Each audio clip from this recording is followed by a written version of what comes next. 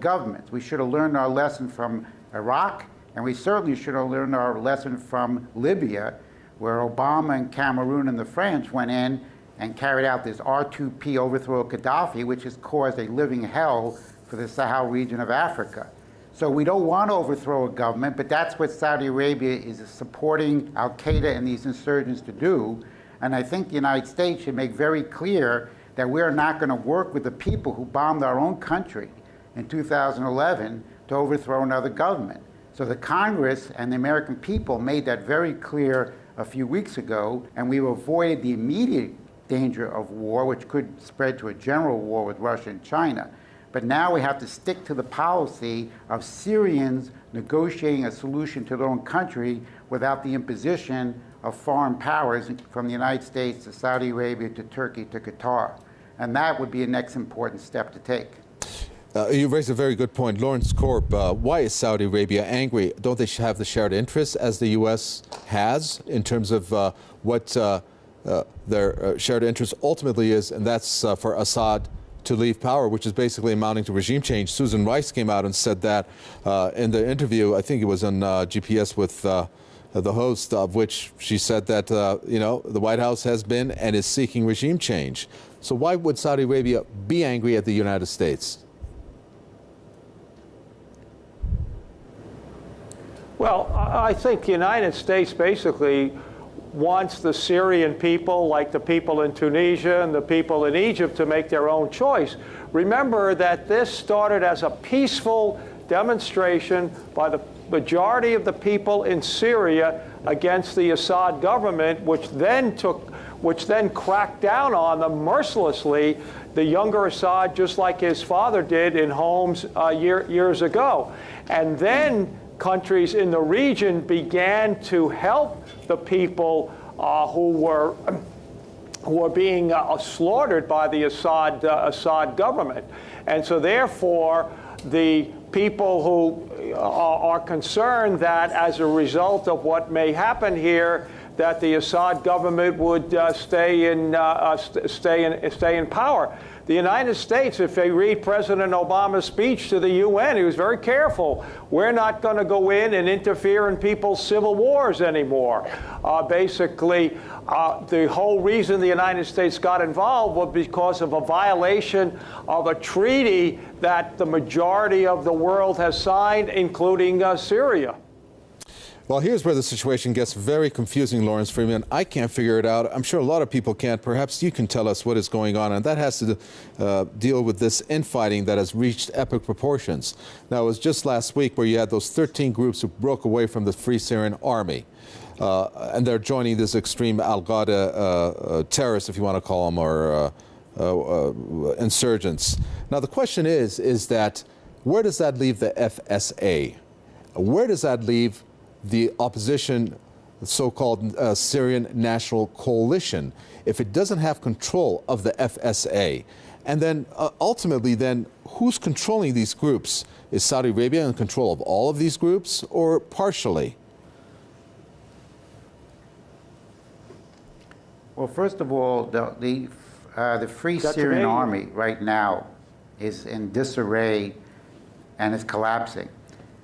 You not only have this infighting that you've talked about, but what has not been significantly reported on is that 6 weeks ago, a delegation of people from the Syrian Free Army met with assistants to President Assad and discussed 5 or 6 key points to actually resolve the conflict internally. If these people who represent various militias in the Free Syrian Army were to go back and desert the Free Syrian Army and rejoin again with the government of Assad, then even more territory inside Syria would fall to the government. So the army and the coalition, because they have no real positive agenda, they have a Muslim Brotherhood al-Qaeda agenda. And if these people were to take over the country, it'd be far worse than what we're seeing now. They have been supported by the United States. The United States is working in CIA and others in training people in the army with money from Saudi Arabia and help from Turkey and other countries.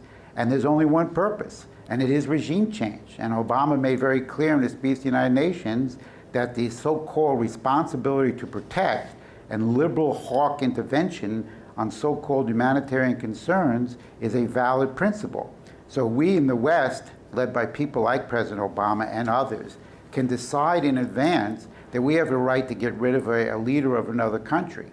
And that's what's causing the problem. Because of the defections in the army, and even over to Assad potentially, the army is in disarray. It can't fight. It's losing ground. And therefore, you're going to see more internal squabbling.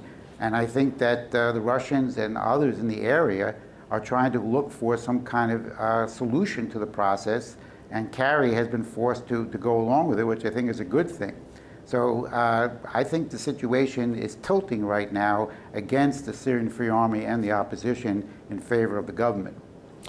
And based on that, Lawrence Korb, if you agree with Lawrence Freeman, I would think it's the best time for Geneva II to take place. But at the same time, you're having SNC, who has said that, well, they've set the precondition again, that based on a quote, all parties must agree that the purpose of the conference, Geneva II, will be establishment of a transitional government with Assad to play no role in a transitional authority. First of all, are they, aside from the fact that they may not be the official representation of the Syrian people, are they in any position to set any preconditions? Lawrence Korb. Well, I think that basically, and Secretary Kerry has been very clear about this, working with his Russian counterparts, that basically this has to be a negotiated settlement. Assad can't lose, but he can't win either. And as has been pointed out, there is disarray among the opposition groups because many of them are frustrated. They didn't get enough aid from outside powers, so they turn to groups like al-Nusra, the al-Qaeda offshoot. So I think basically you need a negotiated settlement, and the negotiated settlement is going to have to involve Russia, the United States. Iran's going to have to be involved, and I think as a result of the outreach of President Rouhani and the dealing with President Obama, they'll be able to work this out in addition to the other things that they are dealing with. But in the end, in a transitional government where the people are allowed to voice their opinion, Assad will not stay. The only way he can stay is by using force.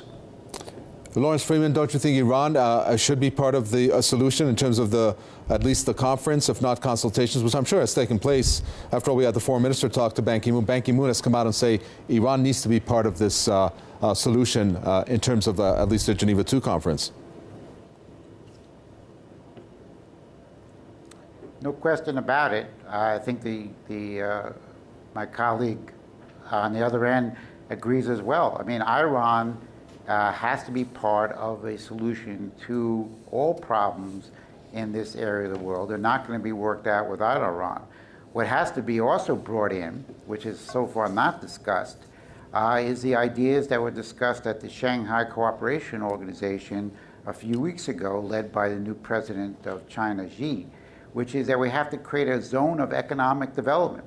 I mean, he talked about a Silk Road from Pacific to the Baltic Sea, where we actually have industry, you have manufacturing, you have electricity, you have transportation, so that we actually bring economic development to this region of the world, which is the sine qua non for future stability, as it is throughout all Northern Africa. And this also has to be part of an agenda led by Senator Kerry, Assistant Secretary of State Kerry, and Lavrov, and Iran, and other principal parties in the region.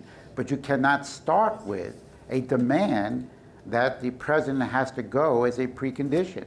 You have to leave that up to the Syrian people, and you can't decide that in advance from outside the country. And as long as President Obama and the National Security Advisor Susan Rice and Samantha Powers insist on that, they are causing more harm and not helping the process. So hopefully they'll drop that and allow Secretary of State Kerry to proceed. Very well, we're going to leave it there. Thank you very much. From the Executive Intelligence Review, Lawrence Freeman talking to us from Washington. From the Center for American Progress, Lawrence Korb spoke to us also from Washington. And thank you for watching another edition of The Debate. From Mika Bataglia and the entire team here in the capital, Tehran. It's goodbye.